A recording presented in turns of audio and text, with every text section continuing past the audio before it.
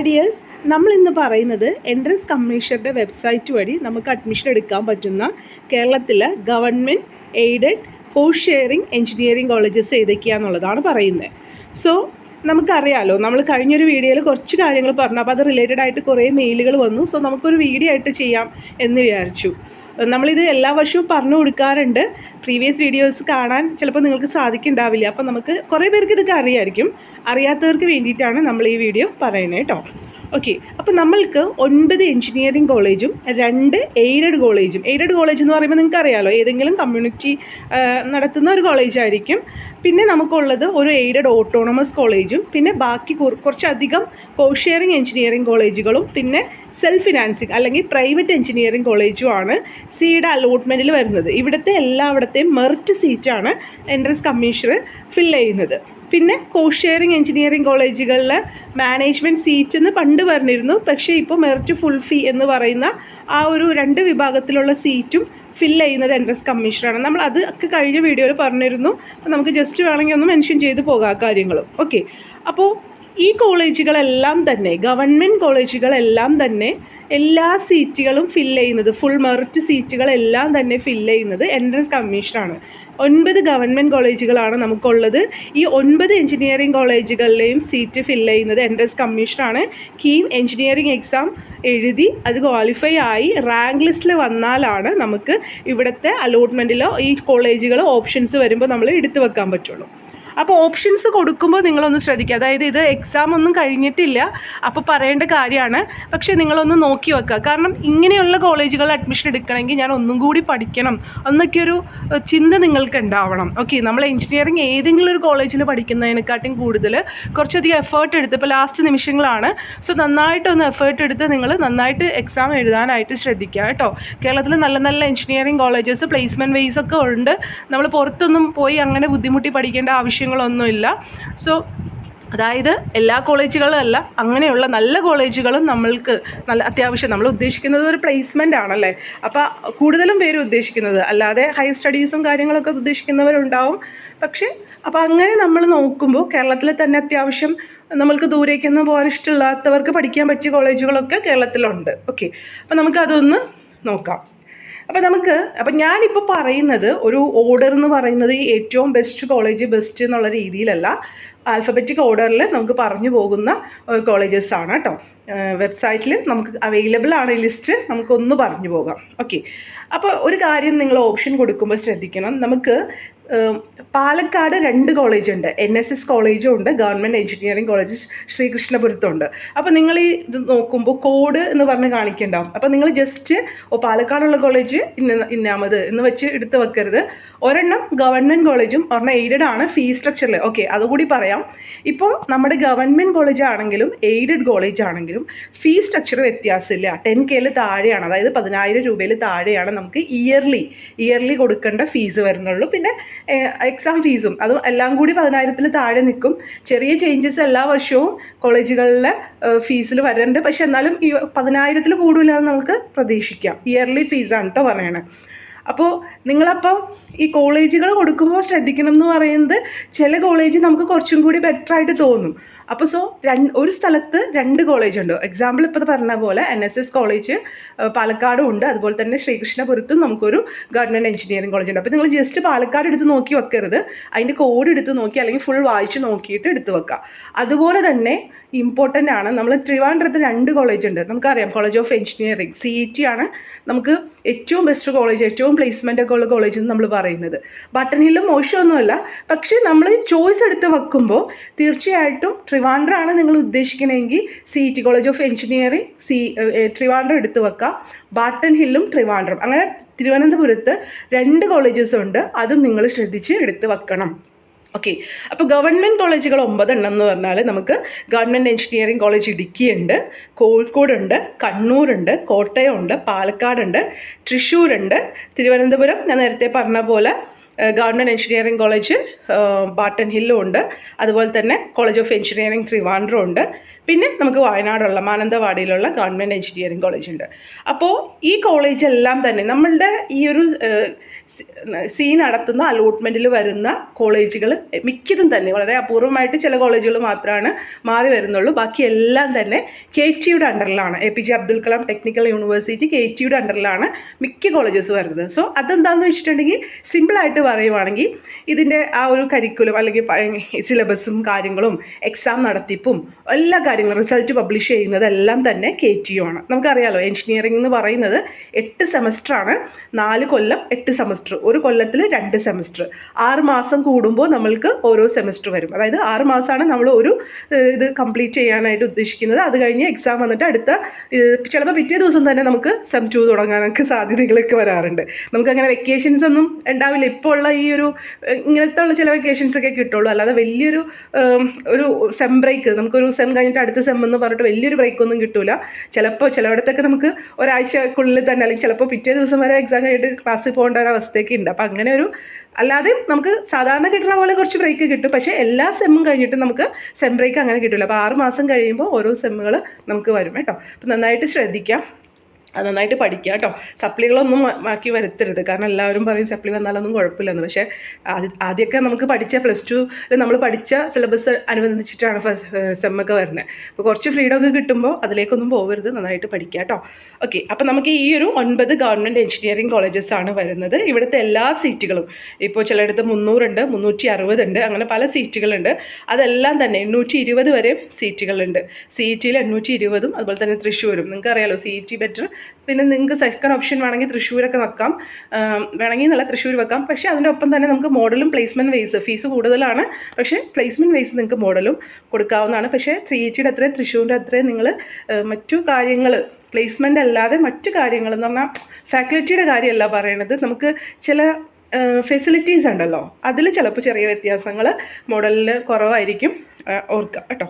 പിന്നെ മറ്റൊരു കാര്യം, എയ്ഡഡ് കോളേജാണ്. നമുക്ക് 2 എയ്ഡഡ് കോളേജാണുള്ളത്. MA കോളേജ് കോതമംഗലം, അതുപോലെ തന്നെ NSS കോളേജ് പാലക്കാട്. അപ്പോൾ ഇവിടെ നമുക്ക് ടോട്ടൽ സീറ്റ് വരുന്നത് 660 ആണ്. ഈ സീറ്റുകളും നമ്മൾ ഫില്ല് ചെയ്യുന്നത് എൻട്രൻസ് കമ്മീഷനാണ്. എനിക്ക് തോന്നുന്നു ഇവിടെ ചെറിയ രീതിയിൽ മാനേജ്മെൻറ്റ് സീറ്റുകൾ അതത് കമ്മ്യൂണിറ്റിയിൽ ലൈക്ക് അങ്ങനെയുണ്ട്. ലൈക്ക് അത് നിങ്ങൾ കോളേജായിട്ട് നേരിട്ടാണ് കോൺടാക്ട് ചെയ്യുന്നത്. പക്ഷേ കീം ക്വാളിഫൈ ആവണം. അതൊക്കെ ചിലപ്പോൾ ഇപ്പോൾ നടക്കുന്നുണ്ടാവും കേട്ടോ, അതിൻ്റെ അഡ്മിഷനും കാര്യങ്ങളൊക്കെ. കീം ക്വാളിഫൈ ആവണം. അവർ റാങ്കൊക്കെ നോക്കിയിട്ട് തന്നെയാണ് അഡ്മിഷൻ എടുക്കുന്നത് കേട്ടോ. അതുപോലെ മറ്റൊന്നാണ് TKM എയ്ഡഡ് ഓട്ടോണമസ് ആണ്. സോ TKMൽ 920 സീറ്റുണ്ട്. സോ ഇതും KTUയുടെ അണ്ടറിൽ തന്നെയാണ് വരുന്നത്. നമ്മളിപ്പോൾ ഓട്ടോണമസ് ആണെന്ന് പറഞ്ഞാലും കോളേജ് തന്നെയല്ല സിലബസും കാര്യങ്ങളൊക്കെ ഉണ്ടാക്കുന്നത് KTUയുടെ സിലബസ് തന്നെയാണ് അവർ ഫോളോ ചെയ്യുന്നതെന്നാണ് നമുക്ക് മനസ്സിലാക്കാൻ കഴിഞ്ഞേക്കുന്നത്. ഇനി ഈ വർഷം അതിൽ എന്തെങ്കിലും ചേഞ്ചസ്, കാരണം 2 വർഷം ആവുന്നുള്ളൂ അവർ നോക്കിയിട്ട്, ഇപ്പോൾ 3ാമത്തെ വർഷമാണ്. സോ ചേഞ്ചസ് നമുക്ക് ഉണ്ടെങ്കിൽ അവരുടെ വെബ്സൈറ്റിൽ നിങ്ങൾ വിസിറ്റ് ചെയ്തിട്ടുണ്ടെങ്കിൽ അങ്ങനെ എന്തെങ്കിലും കാര്യങ്ങളുണ്ടെങ്കിൽ നിങ്ങൾക്ക് അറിയാനായിട്ട് സാധിക്കും കേട്ടോ. അപ്പോൾ TKMലും ചെറിയ രീതിയിൽ മാനേജ്മെൻറ്റ് സീറ്റുകളും അങ്ങനെ കമ്മ്യൂണൽ കോട്ട അങ്ങനെ എന്തൊക്കെയുണ്ട്. സോ അതും റിലേറ്റഡ് ആയിട്ടുള്ളതിന് അവരുടെ വെബ്സൈറ്റിൽ നമ്പർ കൊടുത്തിട്ടുണ്ടാവും. നിങ്ങൾക്ക് അങ്ങനെ വേണമെങ്കിൽ കോൺടാക്ട് ചെയ്യാം. ബാക്കി വളരെ നമ്പർ ഓഫ് സീറ്റുകളുള്ളൂ കേട്ടോ. പക്ഷേ ബാക്കിയെല്ലാം ഫില്ല് ചെയ്യുന്നത് എൻട്രൻസ് കമ്മീഷണർ തന്നെയാണ്. ഇനി നമുക്ക് എഞ്ചിനീയറിംഗ് കോളേജസ് വരുന്നത് നമുക്ക് കോസ്റ്റ് ഷെയറിംഗ് എഞ്ചിനീയറിംഗ് വിഭാഗത്തിൽ വരുന്ന കോളേജാണ്. അപ്പോൾ ഈ 9 ഗവൺമെൻറ്റും 12 എയ്ഡഡ് കോളേജും കഴിഞ്ഞിട്ട് ബാക്കി നമുക്ക് വരുന്നത് കോസ്റ്റ് ഷെയറിംഗ് എഞ്ചിനീയറിംഗ് കോളേജാണ്. അപ്പോൾ നമ്മൾ പറഞ്ഞല്ലോ, ഇത് IHRDയുടെ കീഴിൽ 9 എണ്ണം ഉണ്ട്, കോപ്പറേറ്റീവ് ബാങ്കിൻ്റെ അണ്ടറിൽ 9 എണ്ണം ഉണ്ട്, നമ്മളുടെ KSRTCയുടെ അണ്ടറിൽ ഒരു കോളേജ് ഉണ്ട്, Shri Chithira Thirunal college of engineering വരുന്നുണ്ട്. പിന്നെ വരുന്നത് LBSൻ്റെ അണ്ടറിൽ 2 കോളേജുകൾ വരുന്നുണ്ട്. പിന്നെ ഇതെല്ലാം തന്നെ KTUയുടെ അണ്ടറിലാണ് വരുന്നത്. ഓക്കെ, ഇനി നമുക്ക് ചില കോളേജസ് യൂണിവേഴ്സിറ്റിയുടെ അണ്ടറിൽ വരുന്നുണ്ട്. അത് university college of engineering Kariavattom Trivandrum. അവിടെ ഓർക്കുക കേട്ടോ, UCK എന്നാണ്. അവിടെയും ചിലപ്പോൾ ട്രിവാൻഡ്രം കാണുമ്പോൾ നിങ്ങളത് നോക്കി ശ്രദ്ധിച്ച് തന്നെ വെക്കുക. കോഡ് UCK ആണ്. അത് കേരള യൂണിവേഴ്സിറ്റിയുടെ അണ്ടറിലാണ് ഈ ഒരു കാര്യങ്ങളൊക്കെ അഡ്മിഷൻ എടുക്കുന്നത്. അവരുടെ വെബ്സൈറ്റിൽ പോയി നോക്കിയിട്ടുണ്ടെങ്കിൽ കുറച്ചധികം ഇൻഫർമേഷൻസ് നിങ്ങൾക്ക് കിട്ടും. കൂടുതൽ അറിയണം എന്നുണ്ടെങ്കിൽ അവരുടെ സീറ്റിനെ പറ്റിയിട്ടും ഒക്കെ കൂടുതൽ അറിയാൻ അവരുടെ ഫീസ് സ്ട്രക്ചറിലൊക്കെ ചെറിയ വ്യത്യാസങ്ങളൊക്കെ അവർ കാണിക്കുന്നുണ്ട്. ഓക്കെ, ഇനി മറ്റൊരു കോളേജാണ് നമുക്ക് വരുന്നത് യൂണിവേഴ്സിറ്റിയുടെ അണ്ടറിൽ തന്നെ വരുന്നത്. നമ്മൾ ഇത്രയും പറഞ്ഞത് ഞാൻ പറഞ്ഞുതരാം കേട്ടോ, കോസ്റ്റ് ഷെയറിംഗ് കുറച്ചും കൂടി പറയാം. പക്ഷേ ഇങ്ങനെ KTUയുടെ അണ്ടറിലല്ലാതെ ചില കോളേജസ് വരുന്നുണ്ട്. സോ അങ്ങനെ വരുന്ന കോളേജസ് ഒരെണ്ണം Calicut university institute of engineering, അത് കാലിക്കറ്റ് യൂണിവേഴ്സിറ്റിയാണ്, അതിൻ്റെ എക്സാമും സിലബസും കാര്യങ്ങളൊക്കെ അതിൻ്റെ അണ്ടറിലാണ്.